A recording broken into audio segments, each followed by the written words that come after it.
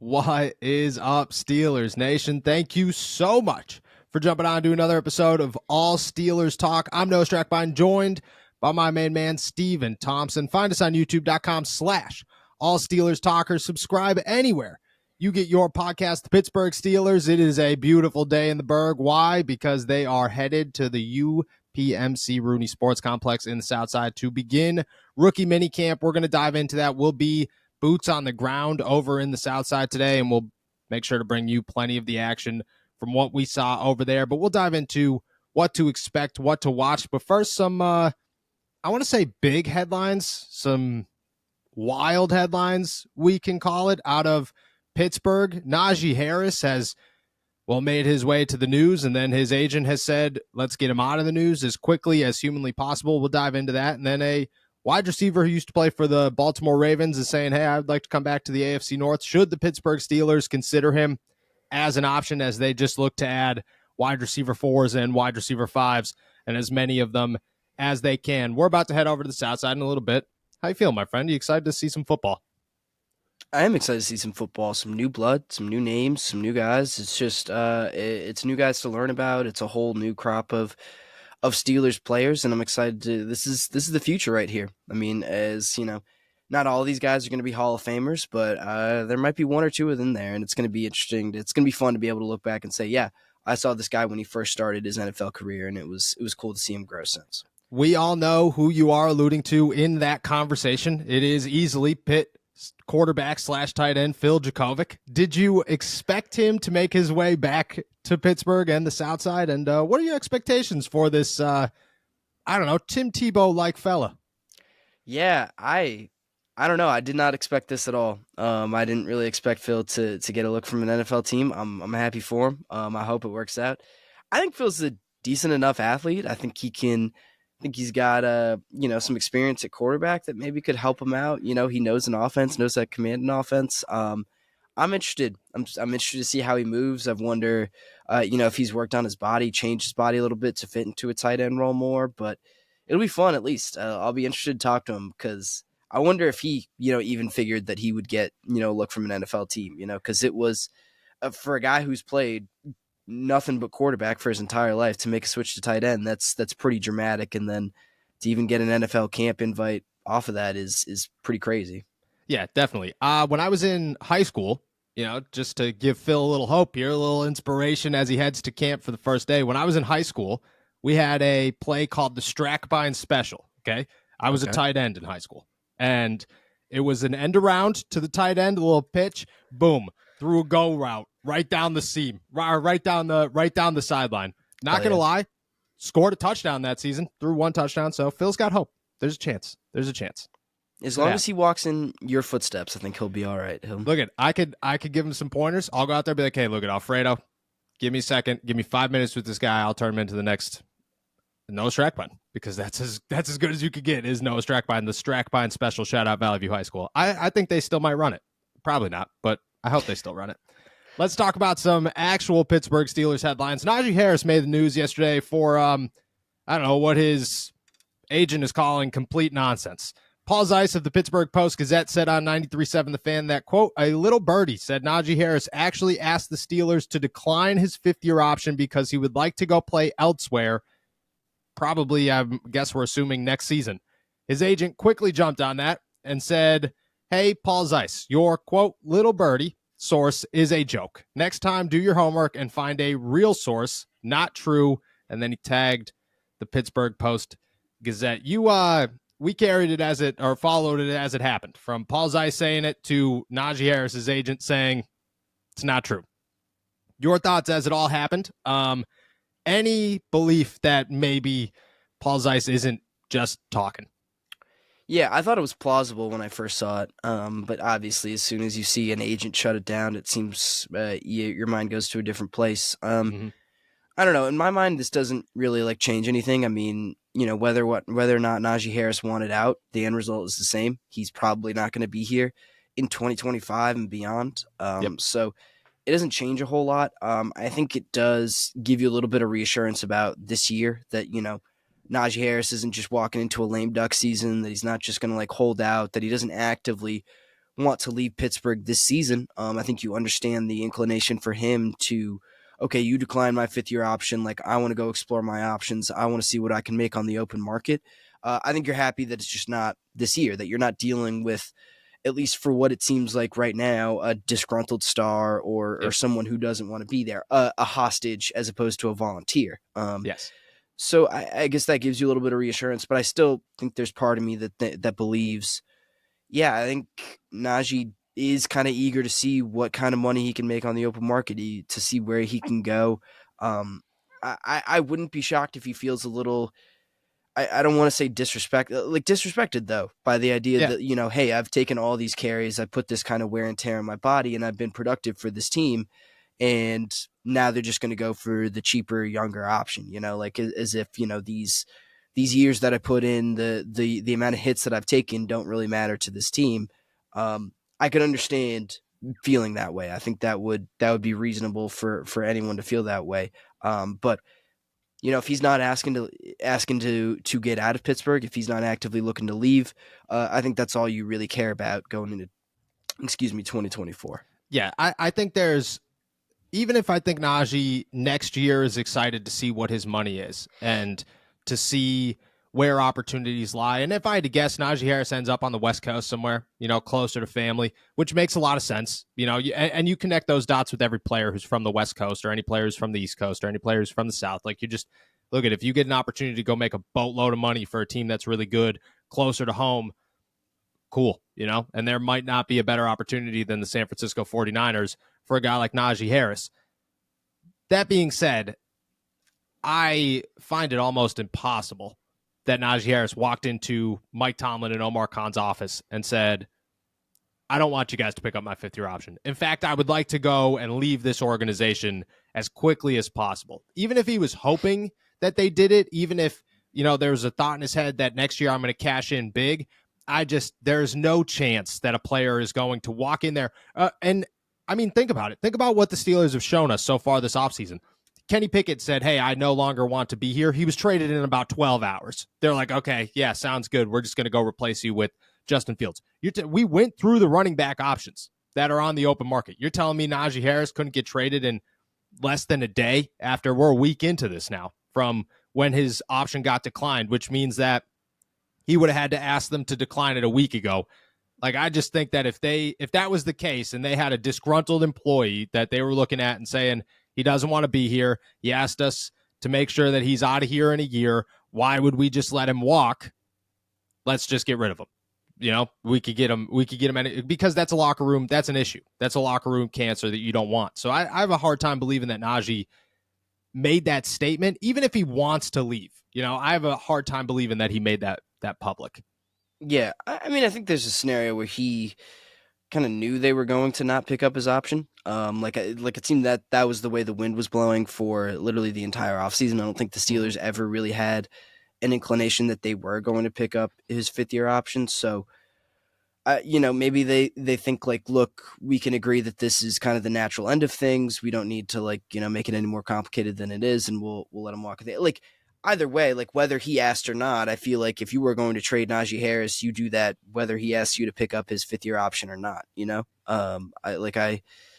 That's my thing. Like, if he wanted to be traded, if he wanted to move on, if the Steelers wanted to move on from him, that trade would happen whether Najee asked for it or not. No, I agree. I agree with that. I just think in the grand scheme of the report versus the agent, it's tough to say that Najee was going to start drama and the Steelers were just going to let it roll over after everything that they've done this offseason. Like, they traded a wide receiver who causes some drama, but doesn't cause nearly enough drama to be traded, and have yet to replace him just because, whatever. They traded their starting quarterback in like an hour and a half. So I have a hard time believing that. But that being said, I agree. I think that Najee Harris's time with the Pittsburgh Steelers is going to come to an end after this season. I think that's just the natural order of things. I think everybody saw it. I think anybody who looked at Najee Harris when he got drafted 4 years ago and said this guy's going to be a 2-contract guy in Pittsburgh was just a bit too optimistic. Like, he was coming into the league in a time where the running back market was devalued. He was already older than most guys. You could pay him, but I just didn't see. I don't think anybody saw Najee as an 8-year in Pittsburgh type of guy. Yeah. And I think that's why when his option did get declined, there were reports that, oh, they just want to see what he can do this year, what he can do in the new offense like that. No, I don't think that was ever really a possibility. I don't think that was ever really something that they were considering. No chance. Could you imagine if they're like, yeah, we just want to see if he's good this year, and then we're going to pay him because we thought that he might fall off a cliff this year, but we're certain that if he doesn't fall off a cliff this year, he won't fall off a cliff next year. Yeah. We wanted to pay him $10 million in 2025 instead of 6.7 or whatever it was. No, there's no chance. Naji Harris's time is definitely limited in Pittsburgh, but if he has a year and I expect him, like I'm not looking at Naji Harris as a guy that's going to just decrease in value. I think that he has an opportunity to definitely cash in next offseason. But again, it doesn't feel like it's going to be with the Pittsburgh Steelers. The next name that has made its way to the Pittsburgh Steelers headlines is a former Baltimore Ravens wide receiver, New Orleans wide receiver, I believe, as well. And I guess spent 2 years with the San Francisco 49ers. Funny enough, Willie Snead tweeted out yesterday, hey, I want to be back in the AFC North. I miss the AFC North football. The Pittsburgh Steelers, on the meantime, love adding guys who are just not key contributors to the offense. But Willie Snead has said in the past, especially in recent weeks, has come out and said, like, I need to be somewhere where competition is real because when I was in San Francisco, there was no competition. This wasn't a you could earn your place. It was a these are the guys that are going to play. You're going to sit on the bench. That's just how it works. He said that he's looking for competition. The Pittsburgh Steelers, I mean, they have plenty of it this season. You look at a guy, 31, will be 32 just about by the start of the season. Never had a 1,000-yard year. His best season came in his first season with the New Orleans Saints. It's been a couple of years since he's hit 100 yards on a season. I mean, your thoughts on Willie Snead saying, hey, I want back in the AFC North, and should the Pittsburgh Steelers consider him? Yeah, I wonder if his desire to get back in the AFC North is linked to, the fact that some of the more productive years in his career, some of the most consistent years of his career came in Baltimore. Obviously, he had a couple good years in his rookie year and his second season in New Orleans. But after he tailed off there, he kind of revived his career in Baltimore. I think it's interesting. But like you said, this is another fourth or fifth option, at best a third option, on a team that already has a million of those. He would not really move the needle in my eyes. Maybe you take a flyer on him and he becomes, I don't know, something great out of nowhere, but you're counting on the same things from other guys. So I don't know. It doesn't really make a whole lot of sense other than the fact that, he's cheap and it wouldn't cost you a whole lot to sign him and then maybe cut him if he doesn't work out. But again, I can say that about just about everyone else that is on this roster already. And I don't see any reason that Willie Snead would stand out versus a Scotty Miller or a Van Jefferson or a Quez Watkins. Like, there are a lot of similar career arcs and there are a lot of similar skill sets on this team already and Snead just really doesn't bring anything different to this team at this point. No. So I got into a Willie Snead YouTube highlight video. Okay. Just wormhole last night just to see, I was like, whatever. We're going to talk about it tomorrow. I got nothing to do. Let's do it. And I just wanted to see one thing. Does he play in the slot? Because it seems to be the only thing the Pittsburgh Steelers are looking for. He does. I mean, he does a little bit, but he's an outside guy, which massive. They don't have any of those. They have one of them. His name's George Pickens. Besides that, it's a bunch of guys who could play inside and Roman Wilson who could probably play both, but it's probably best on the inside. So I guess he brings that. If you're looking for an outside guy, Willie Snead's that. My thing is, how much are you, what a year off of football is a lot. You take a year off of football, you look at it and you go, that guy probably not going to be the same. 2 years off of football, you're like, that guy definitely isn't going to be the same. 3 years off of football, you're like, there's no chance this guy's ever going to play again. It's never going to happen. What is the difference between that and, I don't know, 52 yards over the last 3 seasons? Is there anything? Like, he had 52 yards in 3 seasons. He hasn't done anything else. It's just tough to say that Willie Snead goes anywhere and is a contributor at this point because, like you said, he hasn't done anything. And the Steelers have a bunch of guys who recently haven't done anything. So you're just going to toss them into the mix and be like, all right, cool. We'll see what I just think at some point you're crowding the market too much to the point where if there even is a diamond in there, you're never going to find it. you know? Yeah. Yeah. And I mean, like, at the very least, Willie Snead is, we're not picking him up off the couch like Miles Jack. He's at least been on Yeah, true. a practice squad for the True. past few years. He's played in NFL games, but man, like that experience really isn't all that valuable. Like, again, when you have 4 or 5 other guys who've done the exact same thing. Yeah. So like, I don't know, like, I get it. Your options are dwindling. It doesn't seem like the Steelers have really any great options as far as the free agent market goes. Maybe there's something on the trade market, but that doesn't seem very likely either. This is just getting a guy to get a guy, Yeah. and it's not anything that's actually going to raise your ceiling or make your team better. It's just filling out roster spots. And I would think if you are going to pick up a guy, if you're going to pick, even if you're going for, someone who, maybe hasn't had the most production in his career, it's got to be someone with a higher potential than, a ninth year player who, hasn't had more than 38 yards in a season in 3 years. And Yep. even at his peak, his peak was his first 2 years in the league. We are a long ways from that. I need something a little bit more to grab onto if I'm going to take even a flyer on a receiver at this point. Yeah, that's exactly. Like, if you're going to take, that's my thing is the Steelers, they added flyers to a list of flyers that I already liked.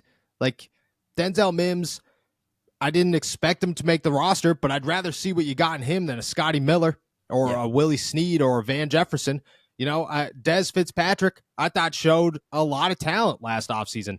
And cool, if he could develop, I like him more than I like Van Jefferson or Scotty Miller or Willie Snead. Like, you want to test those guys. Who's the Callaway from the Saints, who 2-3 years ago was a stud. Like, I like him as a flyer more than I like Scotty Miller or Van Jefferson or Willie Snead. Like, I just think that at some point you're crowding the market too much. And the Steelers, I think, have already done that to the point where you just can't add a guy. I mean, we're spitballing against the wall here with Willie Snead, but if he's going to make a pitch, we got to talk about it. I think that's where we are. Right. And I think the frustrating thing is, like, I don't know, the Steelers seem to be the only ones in the world who think they don't need another wide receiver. Like, They seem to be pretty content. They seem to be pretty content with what they've got. And I don't know, maybe that works out. Maybe you can build the whole plane out of slot receivers, but man, it makes me really uncomfortable because it's not just slot receivers too. It's slot receivers who, again, are not even close to second options, in my opinion. Yeah, and who are I feel all like 5'9". Yes, yeah, and I love Roman Wilson, man. I love it, but we are putting a lot of expectations on a rookie receiver that went in the 3rd round, man. Like, and it's for a team with aspirations as high as the Steelers, for a team that, is going to probably be breaking in a rookie tackle, is going to be breaking in a rookie center. Like, you are putting this season in the hands of a lot of question marks, a lot of young guys who haven't proven it at the NFL level. And that's not to say they can't get there, but you just got to get comfortable with the risk that they are taking going into this year with the personnel that they are putting together. Yes. Every year we talk about, I mean, the last 2 years it was the offensive line, we're talking or the quarterback position. We're trying to talk ourselves in. Everybody's trying to talk themselves into this is going to work out. This is good. This is good. This is good. This is just good. This is fine. Good enough. Yeah. Yeah. This year it's the wide receivers and everybody's trying to, it's good enough. It's not. It's clear as day that it's not, and once you get 4 or 5 weeks into the season and you're struggling and everybody's looking for, well, this is the issue. Why would you not fix this? Well, they didn't. They chose not to fix it. And I still expect them to, but for right now, it's bad.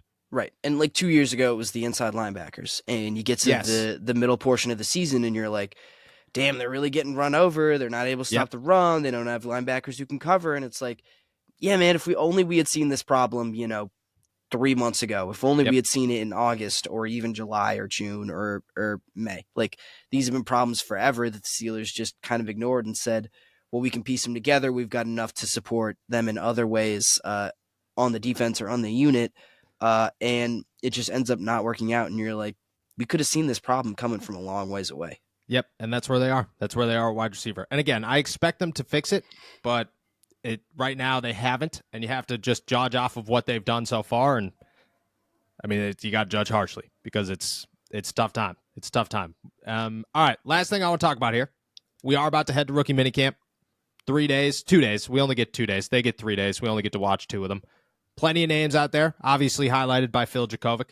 I'm pumped, dude. Like, when you don't understand that when I was walking in, so I was telling Nick this yesterday. I was walking in, going to get an outfit, going golfing for the bachelor party this or next weekend, and I look at my phone the second I walk into Dick's, and I was like, oh crap, okay. And I ran back out to the truck. I wrote some articles, and I was just like walking through Dick's, and my head the whole time is just going, dude, Phil Jurkovec's coming to the Pittsburgh Steelers. Like, that's a name right there. That's a guy that if you eliminated his final year at Pitt, think about it. If you eliminated his final year at Pitt, everybody's super hyped about that guy. And I don't think he makes the team, but I think I'm more excited for him than maybe anybody else at rookie minicamp. What do you put the chances he gets an invite to OTAs? 5%, I would say. A lot low. Nick said 16, I think. 16? I want to hear Nick's reasoning. 16%, jeez. 16%. I forgot they had Michael Pruitt, to be completely honest. So I thought there were less tight ends that he had to pass. How dare you overlook Michael Pruitt? I couldn't come up with Michael Pruitt's name yesterday at all. I was just like, that dude from Atlanta. So that's better than me. It's better than me. I don't think there's a shot, but I'm just excited, man. If Tim Tebow was in town playing tight end, I'd be pumped. Screw it. Sometimes athletes are just athletes, and I just want to see what happens. Yeah. On a real note, go ahead. I was just gonna say, I love the persistence. I think everyone, like, especially Pitt people, like, they're just so sick of Phil Jurkovec. Like, last year was real rough, and people just don't want to hear about him anymore. I don't know. Like, there are worse ways Phil could have gone about, having a rough season and getting benched and everything like that. I appreciate the persistence from him, so I'm excited to see him too. Do you think what do you think would have got a worse reaction? Okay, Phil Jurkovec or Keaton Slovis? Ooh, I don't know, because that's the thing. Phil's season last year allows people to look through some pretty rose-colored glasses at Keaton Slovis. Like, yes. I don't think people mind that season nearly as much as they did last year for obvious reasons. So Keaton Slovis, I think he would have been more uncomfortable. Like, I think Pitt fans have moved on a little. People in Pittsburgh have moved on a little bit from Keaton Slovis. Phil Jurkovec is fresh in their mind, and I think people are also a little annoyed that, okay, like, this guy he turned down Pitt twice, not once but twice, during his college career, and then he comes here for 1 year, and it is the worst year of his college career. I don't think that sits well with anyone. Yeah, no. Oh, no, it can't. I mean, everybody was, that kid was supposed to be a hometown hero coming back, Whippeal star, about to just lead Pitt to the promised land. Didn't happen. Dug him into the ground, actually. So I would agree. I think Phil, I don't know though. I think Keaton made his way to Pittsburgh. I just don't think, I think he'd have to make the roster. If he didn't make the roster, things would get rough. Let's talk about what you want to see. We're about to head over to the South Side. 3 days. We get to watch two of them. Plenty of undrafted guys, plenty of actual rookies. What's top of your list? What are you looking? This is what I want to watch at rookie minicamp. Yeah, for me, it's the defensive backs, and I'm going to go out on a little bit of a limb here, but I'm pretty sure the Steelers' next starting slot corner is going to be here at rookie minicamp, and there are two names in particular that I'm looking at. Obviously, Beanie Bishop. We've talked about that guy a ton. I think he's a stud. I expect him to at least make the roster, and I think he'll be really good. He's kind of my favorite in terms of that, guys who could be that starting slot corner. But I'm also looking at Anthony Averett too. A veteran guy, but getting invited on a rookie minicamp tryout basis. He's a guy who has started before. He started almost a full season for the Ravens and was pretty productive. Had a few picks as well. Like that, it's a guy who can get his hands on the ball. I think bringing a guy in with that kind of NFL experience is pretty interesting. I don't think you bring a guy in like that unless you think he's still got it and can still perform at an NFL level. So I think that there is, and there are a couple other like smaller guys who could maybe surprise you. But I really think when it comes to Bishop or Averett, I think we're going to end up seeing one of those guys starting at slot corner on week 1. And so I want to see what they can bring in rookie minicamp. Yeah, I like that. I like that a lot. I was hoping that and when you said defensive backs, my mind immediately went, "Ooh, I wonder if he's going to talk about Averett here." That's a good one. I agree. I think that both of those guys have really good opportunities. I think that Averett's a really big name to watch. Like, I think that he's a sneaky name for the Pittsburgh Steelers right now. Could come in here like like you said, has starting experience, has played in the AFC North, and it's starting experience in Baltimore. That means something. You're on a good defense. You've played in a good secondary. I think that holds some ground, and especially in Pittsburgh. Like, you've played the Steelers enough times so that Mike Tomlin knows who you are, knows what you could bring to the field. I'm excited to see what they bring. I agree with that. I think obviously Beanie Bishop is the biggest name you could look for. You impressed or a little disappointed that he went with number 30? I didn't see that. It's not the best. But I mean, like, you got limited options with the Steelers, man. Like, they're not always great numbers to pick from. I wish he'd gotten something better, but hopefully when he makes the roster and when he becomes a superstar, they help him out a little bit, find a different number for him. Yeah, true. I guess he couldn't keep it because Jalen is number 30, so you gotta ditch 30. Good. Okay, good. Give him another opportunity to go somewhere else. Yeah, you can't have a name like Beanie and be like, yeah, I'm number 30. No, that's boring. Give me 6. 5. 6 stinks too. Give him 5 or 3. I don't know. Give him 0. He should be a 0. 0 would be sweet, actually. I would love 0. The first Pittsburgh Steeler to ever wear 0, Beanie Bishop. There it is. If he makes the starting lineup, I think that they should at least offer it. That should be his incentive. All right, my what to watch for. I'm going to go other side of the football. I'm going to go with Roman Wilson. I think that's an easy one. I think I'm kind of chickening out here, but I think it's very much so something that you have to keep an eye on. Like, you can't go to rookie minicamp. You can't go through all this. You can't spend half of this show talking about how the Steelers have limited options at wide receiver and then go to rookie minicamp and ignore Roman Wilson. Like, I just think that you have to see what you could get in him. I think that you have to get an early indication of what he could bring to the Pittsburgh Steelers and maybe how good he is, where he's lining up, how fluid he is with some of these quarterbacks. Like, I don't know. I think Roman Wilson's you saw a lot in George Pickens at rookie minicamp. Like, he was immediately impressive. And I think that you could kind of get an understanding of if these guys are immediately impressive. And I would like to see if Roman Wilson is, or if he's a guy where you're like, oh, okay, needs a little bit of work. We'll see what happens. But Roman Wilson's probably my guy to watch. Yeah, I don't think that's chickening out at all. I mean, it's arguably the most important position of the offseason for the Steelers right now. I mean, they've addressed just about everything else, it seems like. So you need someone to step up at wide receiver. Roman Wilson is the most obvious guy that you would assume could step up and could be a really big addition for the Steelers, because, I mean, if Roman Wilson is good enough to be a number 2, it unlocks a lot of different things for the Steelers. It makes our conversation about, they only have wide receiver 3s. If he can play on the outside, it doesn't really make it an issue that they have a bunch of slot guys. Then you can kind of mix and match and put people in advantageous situations. So he's kind of a linchpin for a lot of important stuff for the Steelers offense this offseason. It's not unreasonable at all to say we need to see good things from him, and we need to see him pretty soon, because that is, whether we like it or not, whether it's fair or not, that's the kind of pressure that's on Roman Wilson right now. Yeah, I agree. You gonna watch any quarterbacks?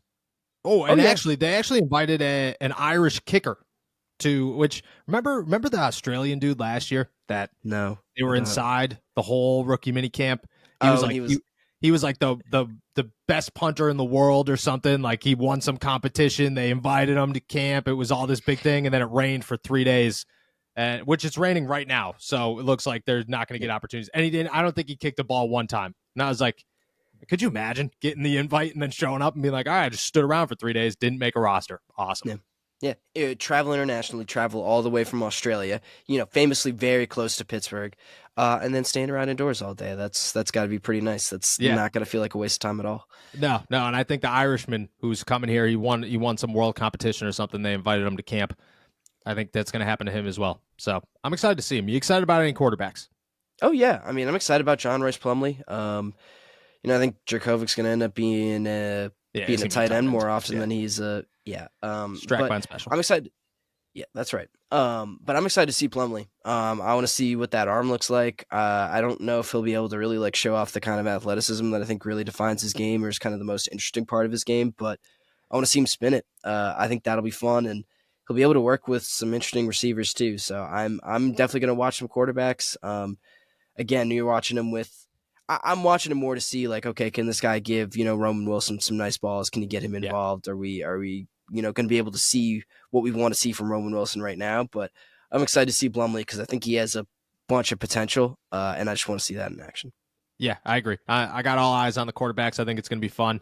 Like you said, Phil's going to play tight end, which I'm excited to see Phil play tight end and see what happens. And Williams from Marquez Williams from Pitt. Yes, very excited to see him. A couple of local guys. So good times. We'll keep everybody updated. We're headed to the South Side for today and tomorrow. We'll have everything you need from the South Side come Monday, all the takeaways, everything. In the meantime, you can find everything on si.com/NFL/Steelers. With that said, we're heading out of here. Thank you guys so much for jumping on to another episode of All Steelers Talk. Make sure to subscribe to us on YouTube, youtube.com/All Steelers Talk. Check us out anywhere you get your podcasts. And as always, find all of our work at si.com/NFL/Steelers. We will be back on Monday. Enjoy another beautiful weekend in the Berg. Peace.